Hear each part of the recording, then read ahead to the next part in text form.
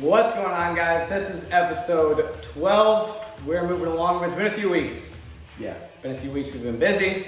A lot going on in our personal lives. A lot of good things going on in our personal lives. So, big shout out to our sponsors, Mad Viking Beard Co. Mine is slowly coming back in. John still has his. His girlfriend made him shave it for his anniversary. Yeah. Depressing. I'll shave mine in 7 weeks from my show though. So about the same time John's shaving his, I'll have to shave mine one last time for my sister's wedding. I definitely want to look nice and cleaned up at her wedding. So gonna have to shave it about the same time you are, and then start growing it back out. So updates on our personal lives. A lot about John this time. Didn't tell John, but this is John's birthday. Well, not today, but John's 27 now. Do anything cool? My girlfriend bought me a cruise. I've never been on a cruise before. That was a big expense, so I'm very thankful. We're gonna be going on a cruise in November. We planned it for November because if I want to compete, I'm gonna compete in nationals the second to last weekend in November. So the cruise is gonna be right after like 2 days after the national show. So if I do compete in that, we can pretty much eat whatever we want after that show. Oh, yeah. So we don't have to be restricted during the cruise. Yep. I think you have a new family member now too. Oh, Flex. So I got a little puppy. He's a Red Heeler Lab mix. Cutest dog ever. He's so smart. He's going so fast. We got him at about 8 pounds. That was 3 weeks ago, and he's 15.8 pounds today. So he's getting big. He learned how to go up the stairs, down the stairs. He's learning how to jump off the bed today. And we're gonna teach him how to jump on the bed. And he loves to eat chicken. So we got him on a meal plan actually. He's eating six ounces of chicken a day. 3 in the morning, 3 at night. Those new dads. Bodybuilders. He's almost as big as Sparty, my cat. Yeah. Bigger than your dog now. So 7 weeks out from his show. I think you mentioned that. Yes. From when he's starting hit. I mean, you're already kind of in your competitive season, but Yeah. starting the Competition first season show. starts 7 weeks, and then I got it right after that, and then hopefully nationals. I'm sitting at a good point, so we'll see. Not much new with me though. For me, just cutting down the last 2 to 3% body fat until I reach my cut goal, and then we are going back up. We're going to be going up pretty hard, depending on how low my weight gets. We're going to be shooting for 190 pounds, as lean as possible, but there is going to be some fat going on there, so it's going to be a pretty good, my biggest bulk of my life, and then shave some of that off and see what we built. Serious bulk time. Let's go. So, this week, the cigars that we're smoking. So the whiskey, I'm the only one drinking now. John's too close to his show, so alcohol, not gonna take any. Monster. So, for me, I am drinking just regular Crown. That has been one of my favorites so far that we found. So, I have just regular Crown on the rocks. I don't like Crown just straight, but Crown on the rocks. Definitely fave for me right now. It doesn't burn going down. And our cigars this week, John, if you want to start with yours. Oh, I'm gonna talk about my glass. Oh yeah. So, he actually got me 2 glasses with my name engraved on them, but today I'm drinking out of a Ben Shop glass, custom made, handmade. It's got a bullet in it. So cool. I got this from a friend. Shout out to Sunny, my friend, my client. She's gonna kill it. She just actually chose to be a power lifter, so she's got her new goal now. So now we're gonna refocus, and she's gonna go towards that. So thank you, Sunny, for this. She's been absolutely killing it. I know, we did pause deadlifts today. So they're a veteran-owned company, I believe. I'm not sure. I think they're veteran-owned. At least you can clearly tell with the flag and the bullet in there. They are definitely very veteran, first responder friendly. So huge shout out to them. They make a great whiskey glass, a very unique whiskey glass as well. And cigars. My personal favorite so far, very, very sweet cigar, Acid Cuba Cuba, my last one. So I kind of keep these ones for fun. It's been a few weeks since we've been able to shoot. So wanted to smoke this one. Need to restock on these. And I got an Onyx Reserve. It's a darker cigar. My favorite is in here in this box still, Monte Cristo. I have some at home. Those are my favorites to smoke. I do like the acids as well because they're very smooth. Yeah, so getting right along, the topics of discussion this week are going to be America's hate affair with carbs. So we're gonna go into each of kind of the macros, what they're important for. America's kind of transitioned from being anti-fat, anti-carb, anti-sugar. We want all of them. Yeah, we need all of them. What's important with those and kind of why they kind of got away from some of those carbs. Second topic is going to be hitting all variations of a muscle group. So I have some personal experience with this. John might have too, but basically you want to get your chest to grow, so you're hitting every variation, wide grip, close grip, reverse grip, every single week, every single workout, and then you're not getting the results that you want. So that and what you should be doing instead. Number 3, you want to lose weight or eating more food while still losing weight. And our last one, a dirty bulk versus a lean bulk. So getting into our first topic, avoiding things like fats and sugar and carbs. So first of all, John, you want to start with what each of the macronutrients? Okay, so we have macronutrients, we have carbs, proteins, fats. Proteins are gonna help you build lean body mass, they're gonna help you recover. Carbs are gonna give you energy, they're gonna fuel your workouts. And fats are gonna help regulate your hormones.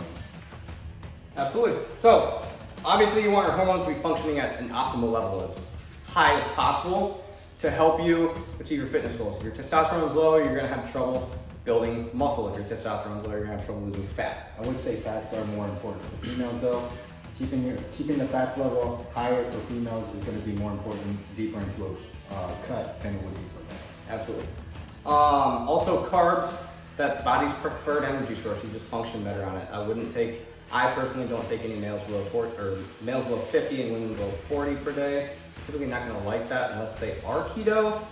I'm going to be honest, I'm not the best coach for keto, so. No, don't come to me. Don't come to me unless you're like want to transition out of keto. If you want to eat carbs, yeah. So, and then protein. He did say the muscle recovery. So for those of you who, for me, I don't know what it was, but my thighs always broke out. And when I was in high school, I was super self-conscious about my thighs and all the acne that I had there of all places. But I wore long shorts all the time. I wear long shorts on shoulder and chest day. Otherwise, my shorts are halfway down my legs. So I'm showing off my legs on back day, on leg day. And I like doing that now. The 2 biggest differences is I finally started getting enough protein. What that's gonna do is that's gonna help all your cells recover, not just your muscles. Your hair, your skin, your nails, you're gonna start to notice that they're growing faster and more effectively, more even complexion. The second thing was being water. So I was finally getting enough water. So about the first 2 weeks after you start getting enough water, about that 100 to 120 ounces or more, you're gonna start to notice in the first 2 weeks you break out more. That's your body flushing out all those toxins. And then what you're gonna start to notice is a lot more clear skin. So the reason that we want all those carbs, or the reason that we kind of had the labels that were non-fat, and kind of glorified that for a while, is because carbs have 4 calories per gram, protein has 4 calories per gram, and fat has 9. So if you wanted to cut out a lot of calories in one swipe, cut out fats. But then your test levels, your hormones, all those start to plummet, and we don't want that. So initially, that worked really well. If I put you on a diet program, we had no fat, I got you those results, you loved me, and then you stopped training with me. and you got fat again. Now you got fat again, you gained it all back, probably more because I crashed your metabolism. Now you're coming to me again, and it's harder and harder and harder for you to come down. And now as a coach, if you're a coach saying that, you're probably gonna say you're not putting in the effort, you're not consistent enough when you are. You want those fats. So then we transitioned into sugar. There's literally been cotton candy that have labels that say no fat. I say no shit because there's not gonna be any fat, it's pure sugar. Yeah. So there are labels that have been like that up until recently, which I'll get into here in a little bit. But the next thing was no sugar. Carbs are a sugar. Yeah. Brown rice, which obviously you guys probably know off the top of your heads is one of the healthiest rice. I don't really like that term anyway, but is one of the ones that are better for you because it's not gonna spike your insulin. That's still gonna break down into a sugar in your body, just not as fast. I know it's not gonna spike the insulin as much and all that, but you want those sugars, and who doesn't want a donut from here? So, next one, protein. I hope that we're never gonna see a low protein diet. You should never be low protein. Keto is the one time where you're gonna see lower protein, but that's where ketones come into play, and that's where I'm not educated on that topic enough. but that is kind of the one time that it's okay, but it's still not low protein, it's lower protein. Recently there's been we went through like a avoid all gluten. Not everybody needs to. Some people have gluten intolerances, but when we were going through that no gluten phase, and some people still are trying to avoid gluten, but when they don't need to, I'll say. But there was turkey that was labeled one year. They actually got sued, the company did, but they labeled their turkey as gluten-free. Like, all turkey is gluten-free. That's you can't unless you add it somehow, but you're not going to do that. So that's one thing. You want to have a good proportion of all this. If you prefer carbs, I'm going to load you up on as much carbs as I can get in you for achieving your goals. If that's fat loss, I'm going to give you more carbs, pull a little bit from your fats. We're still going to keep those high enough to help your hormones. Protein's going to be pretty well the most rigid one. Yes. All right. Next one, following a program versus hitting every variation all the time. Okay, so I'd say about 3 clients this week came to me asking me to give them a ab workout that they can do every time they come into the gym. So what I say is your abs are just like every other muscle group. I know people are preaching that they can train abs every single day because they feel like it's quick to recover. But your abs are just like every other muscle group. They need time to rest and recover and build. That's how you're gonna build that shape. If you don't build that shape, you won't have a 6-pack when you diet down to see those abs. So people are gonna see their abs when they get to a low enough body fat percentage. It's not about training your abs every day. So just get that through your heads. You need to train them just as much as every other muscle group. Don't overtrain your abs. Absolutely.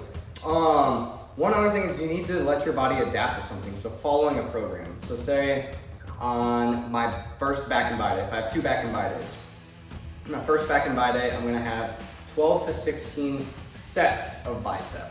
So that comes down, if I'm doing 4 sets per exercise, that comes down to about 3 to 4 exercises. I want my body to adapt to those. So at most on a program, I'm only ever doing 6 to 8 different variations of biceps within a week's time.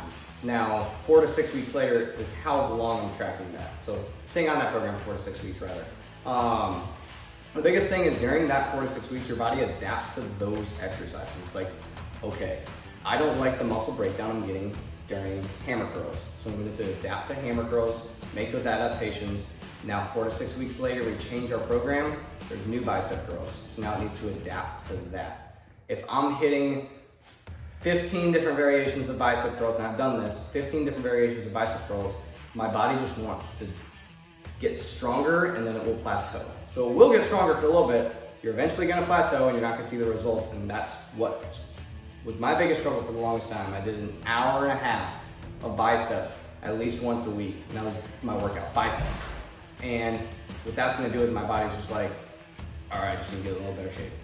Instead of, okay, I need to use the hammer curls to make the adaptation for that. Now I need to get used to concentration curls. And how do you know if you're making progress if you're not doing the same exercises, the same amount of sets, reps, week to week? You're gonna see, if you stick to a plan, follow the same exercises for 4 to 6 weeks, you'll be able to see that your body's adjusting, getting stronger, you're going up in weights for these exercises. So muscle confusion, I know people talk about muscle confusion.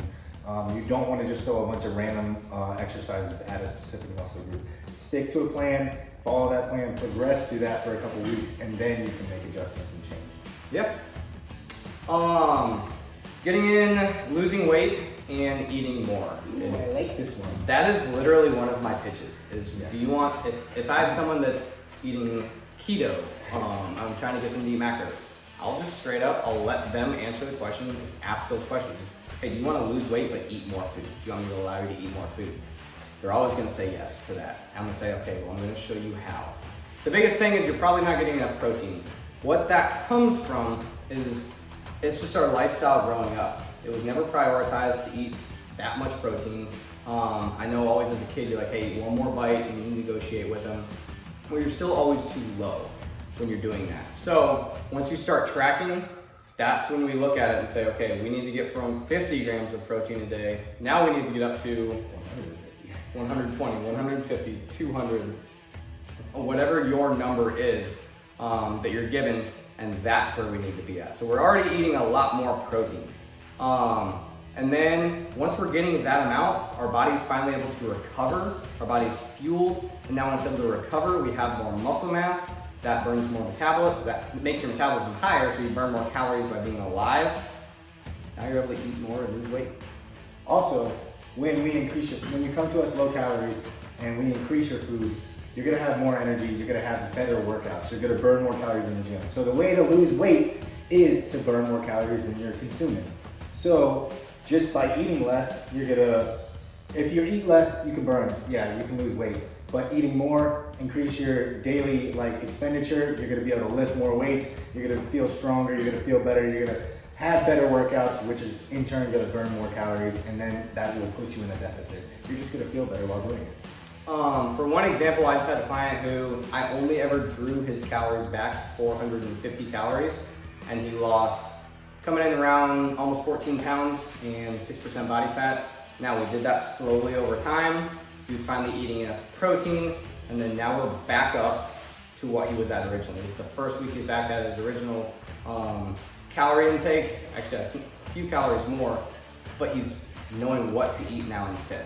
The biggest thing that comes from getting a little bit more science based on you is if you eat 100 calories, now don't confuse this with grams of carbs. 100 calories worth of carbs between digestion, turning it into where it needs to go for energy and everything like that. By the time that waste comes back out of the body, for 100 calories of carbohydrates, your body has burned 8 calories throughout the whole digestion and using process. For fats, for every 100 calories that you eat, your body burns 2 calories just to go through the whole digestion process. It's very, very easy. So if you ever heard of the thermic effect of food, this is what I'm talking about here. Now, the reason that you can eat more food, another reason that you can eat more food and lose weight is because of protein. If you're higher protein, or where you should be normally at on protein, for every 100 calories that you ingest, your body's going to burn 25 calories of a high, whatever, the good source of protein. So not your McDonald's protein, but your steaks, your chickens, your ground beef, things like that, natural sources. That's going to really help. So then you're gonna free turkey. Yeah, you're burning 25% of your calories that you're ingesting. I'd rather, so if you're hungry, if you're telling me that you're hungry on your plan, I'm gonna bump your protein up by 10 grams, which is gonna give you another 40 calories. Yeah, 40 calories, and then I might pull like 5 carbs or 2 carbs, and you're actually gonna see more progress, or you're gonna be more full, so you're gonna have more energy, and then that's gonna lead you into better progress. So that's why it's so imperative to eat the proper amount of food, so you're getting more fuel, having more energy for your workouts, your body's burning more of what it's actually just eating, and then you're able to recover, build that muscle, which increases the metabolism, and then you burn more calories all throughout the entire day by being alive versus only when you're doing something active. So I think we hammered that down pretty good. Yes. Our last one is a dirty versus a lean bulk. All right, so there's a lot of guys out there, I would say mostly guys. Women don't really do like dirty bulks, not a lot of women. But a lot of guys, they say, oh, I'm bulking, I put on 30 pounds, but I got a gut. I grew a gut, I grew a lot of fat, I gained a lot of fat. That's because they're doing dirty bulking. So dirty bulking is just pretty much eating whatever you want, making sure that you're always full, stuffed, whatever, just making sure that you're getting as many calories in as possible. And that's gonna be the least effective way to do a bulk, because you're gonna gain a lot of fat on top of the muscle that you're, small amounts of muscle that you're cutting, and your metabolism is decreasing. The easiest way to decrease your metabolism is your body does release fat. Yep. John, right now today, John stepping on stage is gonna have less muscle mass on him than he did at 225, 230 pounds. He's gonna have less muscle mass on him, but it's showing more. And so then once you go and he ends let's say he ends his cut at 2,000 calories. And then he just goes right back into ice cream and donuts and whatever. His protein's still good, then he's gonna blow up. Blow up real quick. But a way to do a structured bulk, find out what your current macros are. Like if you're coming to the end of the cut and you're ready to do a structured bulk, you wanna put on lean body mass, you wanna stay as lean as possible while doing it. You're going to gain some fat in this process, but the way to minimize that fat gain is to find out where your macros are at that point. You should know that if you're just coming off a cut. When you come off that cut, reverse diet or starting into a growth phase, since we're coming to the end of the summer, a lot of people are going to start going into that growth phase. The way to do it is slowly add in calories. So I would say 100 to 250 calories at a time when you hit a plateau, a growth plateau, so you'll know when your body isn't gaining any more weight.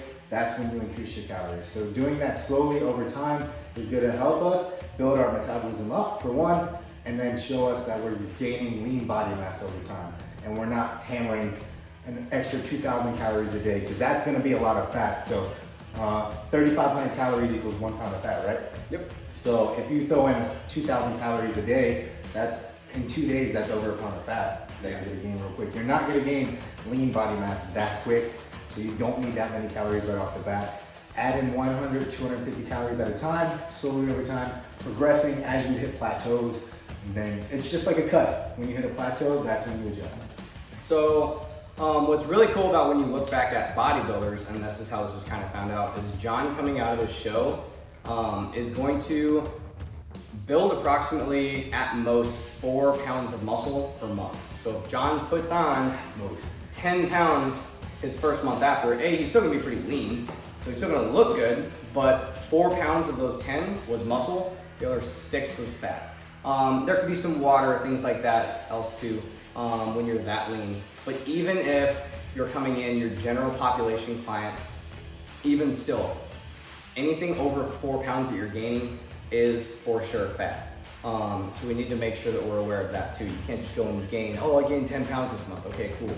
Well, if I gain 4 pounds, I might still be a half pound or so behind you on the muscle gain, but I didn't add in all that fat on it. Yeah, and then it'll be harder for you to cut on the back end, and you're gonna lose more lean body mass on the back end if you have to cut a lot of fat off. Yep. All right. Anything else you want to add on that one? I think, let's see, just having a plan, like I said, 100 to 250 calories at a time, plan, structured it, counting your macros every week.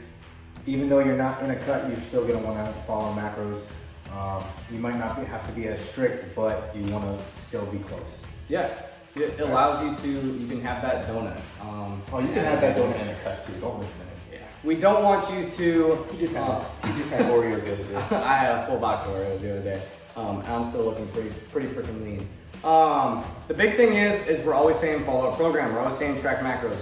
No, we don't want you to track macros for the rest of your life. But if I have that person that I took and started with me, never tracked macros in their life, I know for a fact I've never sat in front of somebody who's eating enough protein. I've never sat in front of somebody who's saying they're eating healthy, that's actually eating the way they should be eating. And that's the biggest thing, is I want you to know how to eat that much. During the shutdown, I can tell you I didn't track as much. I can tell you my clients didn't track as much. I didn't want them to. There was a lot of other stress in their life. I didn't want to add that stress. But what I can tell you that they did do after months of tracking so diligently, they maintained or even saw some slight improvement still during those 2 months, 3 months, however long that they stayed out and were comfortable coming back versus how long the shutdown was. They came back still maintaining or seeing results, and maintaining during that time is progress in itself. Yeah.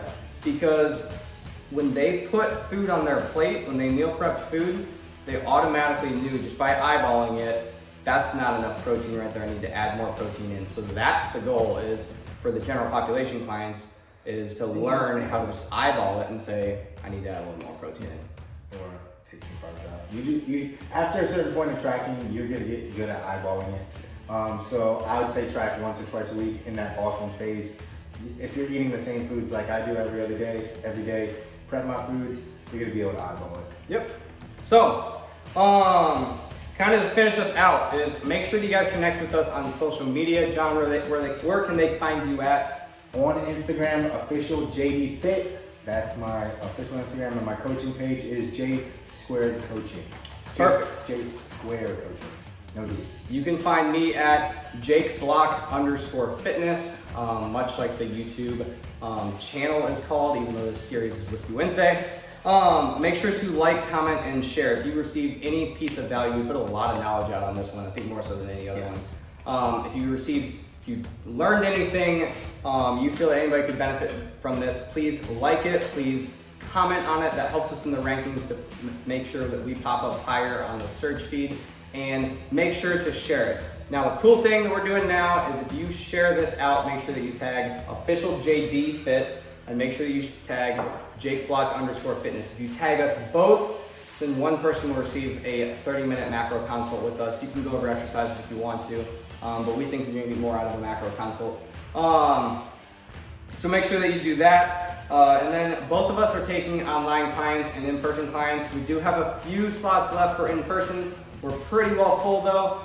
We are both taking a lot of online clients that allows us to knock out some on the weekends and stuff. We're not set for like an hour on any given person, so we don't have to schedule that in. We can do that, those weekly check-ins with you guys. So we can take a lot more online clients, and we are growing rapidly there. Yeah. So make sure that you guys do that. For John, you can find him at his coaching page. Tell him how to apply for you. So if you just come to my page, shoot me a DM, I'll send you the question, I'll send you the inquiry form that'll have all the packages and pricing. And if you reach out and bring up Whiskey Wednesday, that's how you learn about it, I'll give you 20% off your first month. Yep, same for me. You can apply for mine, just go to my JakeBlock_fitness on my Instagram. There's a link in my bio. The top one is just the coaching inquiry, and then once you fill out that information, I will reach out to you, schedule a call within 24 hours of you filling that out. And you will also receive, if you mention Whiskey Wednesday, 20% off your first month as well. So those inquiries are non-commitment. You're just getting more information about our training, our coaching, and what could suit you the best. Absolutely.